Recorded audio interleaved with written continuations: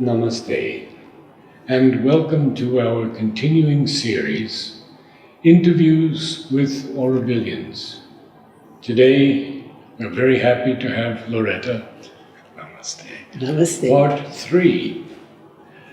When did you leave the US to come back to India? I was in the United States, Narad, for 23 years. My God. How's that for a long time? I came back here, I came for a visit right after I finished law school, and then I came back 7 years after I'd gone, and I knew that I was not supposed to be here. You were? Not supposed to be here. It was very hard for me to not be in the ashram. It was really, really hard for me. And I was standing in front of the entrance to the dining hall out on the street, and I looked and it was like there was a big glass wall between me and everybody else, and my being understood that my place was not here. Was not here in the ashram? Well, no, here. My place was in America. Ah. I understood I was not supposed to be thinking about coming back. And I said to Mother, I said, okay, I can't stand it anymore. When you want me to come back, you tell me. I can't think about it anymore. And I addressed Mother in this way as well, very irreverently, because when I got out of law school and I had to get a job, it was hard to get a job, I went out on my own. Somebody offered me what they call time for space. Mm-hmm. I had an office in his big office, and I worked for him for free, and I got all my rent and stuff. And I was sitting at my desk, and I said to Mother, I said, all right, look, if I get some work, I'm going to do this. If I don't get any work, I'm going to quit. Not very nicely. And I always had work. I always had work. Always had work. And then after 21 years, I guess, somehow I got it into my mind to come and visit for 2 weeks. And I came back here. I practiced law basically for 17 years. What year did you come back for the visit? Must have been in the 90s? It could have been 99. Mm-hmm. It could have been 99. I was here for 2 weeks and I ran into Kumud, who works in Mother's room. Oh yes, I know her very well. She was always a good friend. And we talked and stuff, and so she said it's okay if I wrote to her, and she said, well, why don't you come back? And I said, no, I'm not supposed to come back. And then I came back the second time, which was 2000, and I was walking through the Samadhi, and suddenly Mother said, okay, now you can come back. In the year 2000. So I went back to the States, and I sold everything I had. Everything I had. The only thing I have in the States is a bank account. And I made arrangements to give up my life in the States and come back to India. And I thought I was coming back to Golconda. And then lo and behold, roundabout, it was in December, I remember it. It was, no, Loretta, you have to go to Auroville. And I had to run away from Auroville, basically, when I left. And I don't want to go to Auroville, but I knew better than to argue this time. Last time I argued, I said, okay, I'll go to Auroville. So I started contacting, about coming back to Auroville, and I contacted Mira Jyoti. Oh. Because Mira Jyoti she came to work for me in the Mahatma Workers' Camp kitchen in 1974. Very wonderful, hearty, good-spirited, willing work in the kitchen. And then she moved into the ashram about the time that I moved into the ashram. And then just before I went to America, she moved to America. Mm. So we had a very distant contact, but always moving parallel. Mm. And she had come back to Auroville before I did. So I made some contacts through her, and I came back, and I ended up living across the hall from Mirajoti. I came back and I was staying in a guest house. I had thought I'd build a place because that's easy for me. I've designed houses. I built a house in America, and as an artist, I can design anything. And I had made drawings. And when I came back to it, wasn't the same Auroville that I'd left, because it was 26 years out of Auroville, 23 years out of the ashram. But you left it in the middle of a storm. I left in the middle of a real psychological storm. Yes. But I left when Auroville didn't have any trees. I left when there was just wide red earth and blue sky. Yes. And I don't think there were 150 people. And the Matra Mandir was 4 pillars and 2 slabs. And that's the Auroville that I remembered. And I came back to a big forest. And everyone was living in different places in the forest, and there were lots of people and rules and things going on. So I could see that it wasn't going to be easy to build a house. So I decided, let me look for a place. And I woke up one morning, I felt, I feel like I'm late. Called up Mirajoti. And I said, Mirajoti, I think I should look for a house today. Do you know of any place? She said, I feel like you're late. And she said, there's a place across the hall from me. Why don't you come and look at it? First place I looked at. And it looked like the drawings that I had been making of the house that I wanted to build, even with the furniture. Is it where I came to see you? Yes. I see. Yes, yes. And so I took it. There was no question of even asking. Yeah. Mother had kept it for me, and she had guided me to it. Yeah. And it was just there. And so I had to wait many months to move in because the lady that had the place was moving into another place that wasn't finished. So I stayed in a guest house. And I tried to get used to this new Auroville that was going on. And then what was your experience of it at that time, of this new Auroville? I didn't really like it very much. The open, there's a kind of open heart channel between all the original people. I mean, we had our differences. There were personality things that maybe we didn't like about each other and all that. But there was this oneness that I can't describe. And I came back open to that from everyone and didn't much get it. And so that was really hard. So I sought out people that I knew from before, and Janet Fern, Janet, she had made this college guest house and she had a house there. I remodeled her house for her and also remodeled their the kitchen for the college guest house, and it did some of that kind of work. And I don't know, just kind of did what I did. I had no trouble coming back to Auroville. I went to the committee, and they knew who I was when I first went. And then I came back with a list of things that I had done, and they said, "Oh, you don't have to tell us; it's fine." And you don't have to tell us what you've done; it's fine. But then I very quickly started on my real work. What happened was, when I was in this, I had a very, very deep friendship with Tara Jauhar and the whole Jauhar family in the ashram.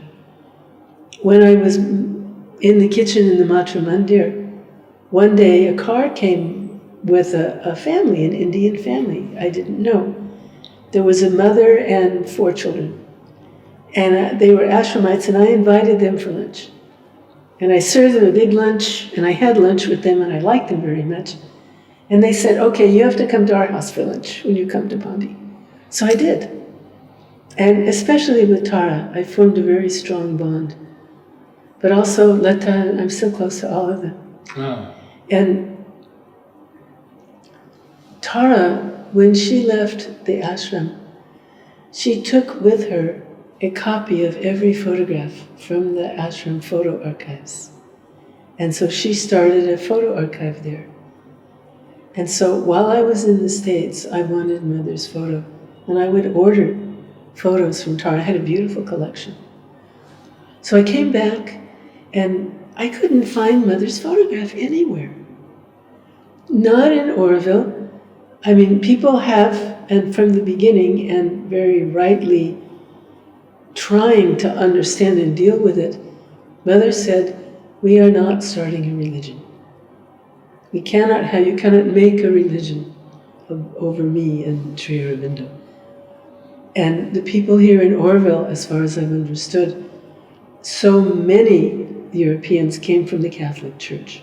Oh, yes. From a very difficult, religious, rigid background. And so their idea of religion was to wipe out everything. You can't have Mother's photo anywhere. We're not supposed to look like we're worshiping.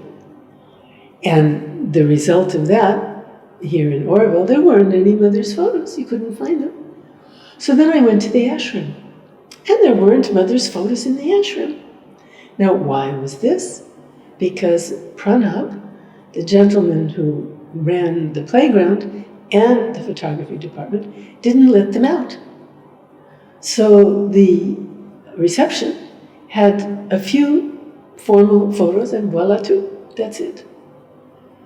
So I went to the foundation office over my visa, the Auroville Foundation office, where I met Srinivas Murthy and I think it was maybe Bala Bhaskar at that time.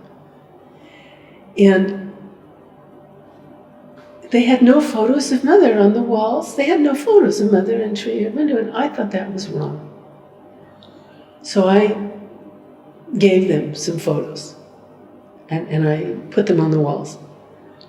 And then I thought, I'm going to take all the photos that I brought with me, of Mother and Sri Aurobindo, that Tara sent me, and I'm going to make an exhibition, and I'm going to do an exhibition. So I did the exhibition. It was sort of where the old archives used to be, down behind the theater. Where Krishna was. Yes, where Krishna was. Dewari. And they gave me a room, and I don't remember, I had, I think, about 22 photos, and I put them up. And we advertised this big exhibition, and Srinivas Murthy was so touched that he actually put something in the Auroville paper about new, wonderful, rare photos of Mother that no one has ever seen before. And I had complaints from the older Aurovilians. What do you mean, new, rare photos? We've seen these photos before. So I thought, I thought, all right, guys, I'll show you photos. And I went, because I had access to everything that Tara had. So I did a photographic exhibition, my second, in Pitanga. It might have been 2002 or 2003, called In Mother's Room. And I had photos of Mother taking her food. A beautiful photo of Kumud putting Mother's shawl on her. That was my advertisement photo. Oh. And a quotation from the beginning of Savitri. She patched not with failure, bargain, or compromise, something. And so I had, and it was a big exhibition. And Andrea, who was running Pitanga, was really helpful. She helped me set it up, she helped me do everything and get it going. And I decided that when I ever saw a photo of Mother that I wanted, that other people would do that, and I should make those photos available. So I actually bought like 10 copies from Tara of every one of those photos. And not only did I do that, but I rebelled against the habit of putting the photos way up on the wall, which is the custom in this country, that you keep the photo up high, it's a reverence, you look at it. Because I thought people should look right in Mother's eyes. Exactly. Right in Mother's eyes. And then Many of those photos were taken like this, right? And also with small brownie cameras, and she just collected, Tara did every photo, not just the ones that she took. So I insisted on croppings. I would send measurements. And that's why you have these photos there. They were my croppings that I did, and I did many over the years. So that we could have Mother's photo right in front of us on the wall, and we could look straight into Mother's eyes. So people came to the exhibition. They hired buses from the ashram, and these, of course, I was always in love with every ashramite.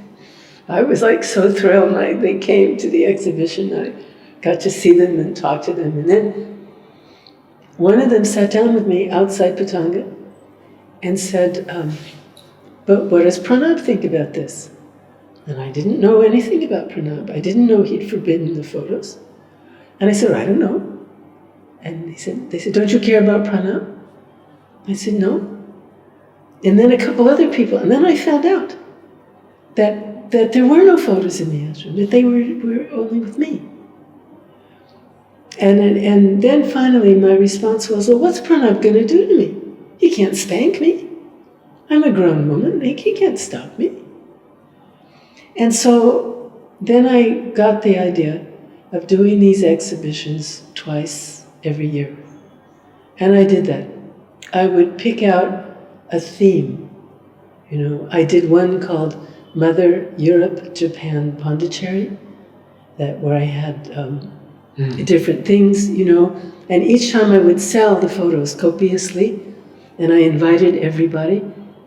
And I had the most wonderful support. Kumud, for Europe, Japan, and Pondicherry, she gave me the kimono that you see in those photographs of Mother with Mrs. Kobayashi.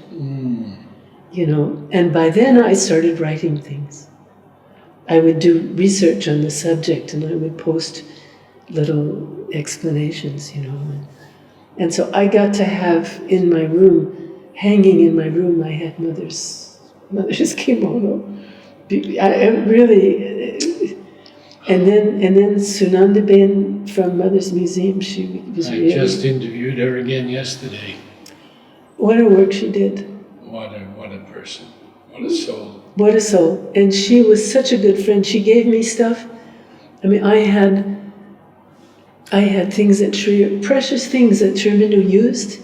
I had them, and I went out and I bought glass cases. And then I would go to Hope, Coco and Clements. They were selling all this furniture. Yes. They would freely give me all kinds of stands and cases and things, and I would bring all this precious stuff from the ashram and lock it in the case and put signs on it.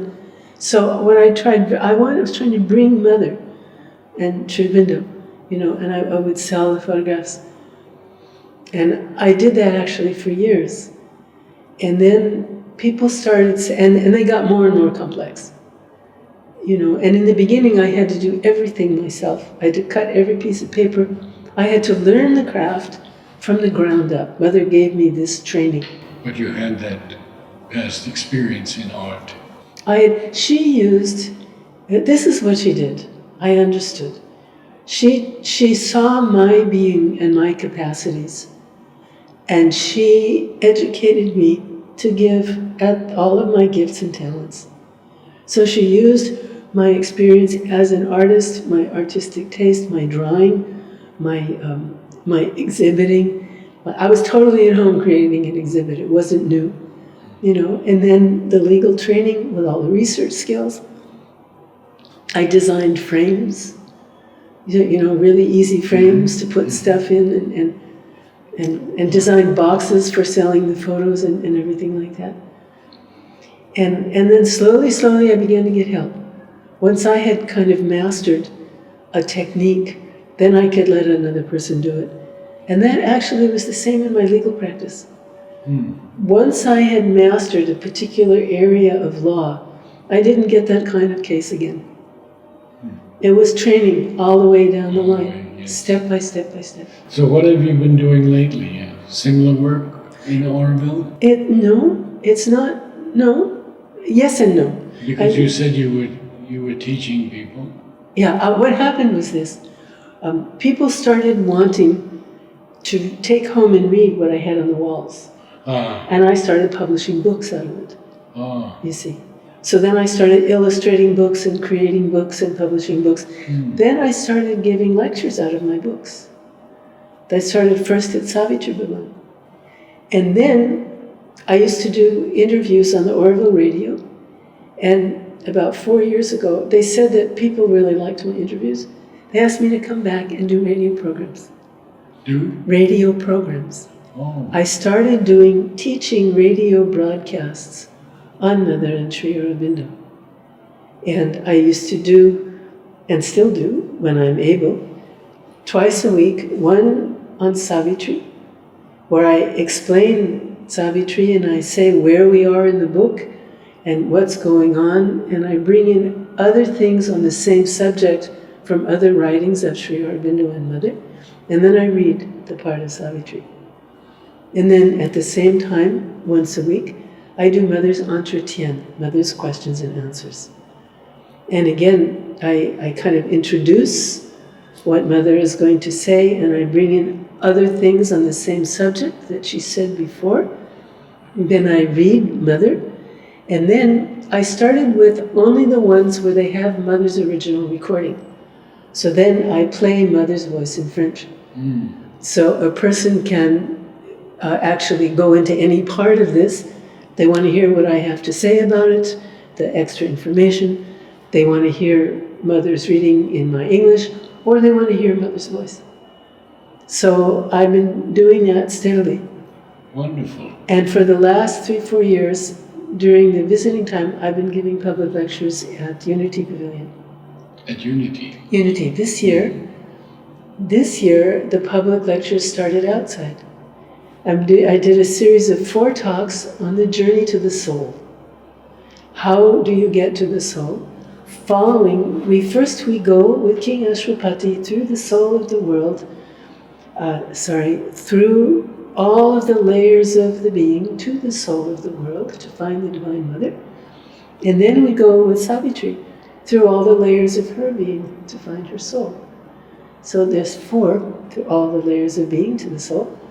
I gave them in Italy, I gave them in Canada, and then I changed them to fit the more knowledgeable climate in Auroville. I gave them in Unity, and I'm going to be giving them in Sakar in August.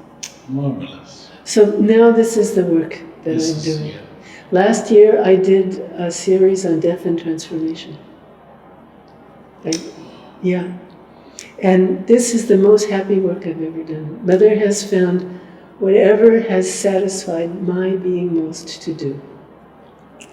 Wonderful. Thank you so much.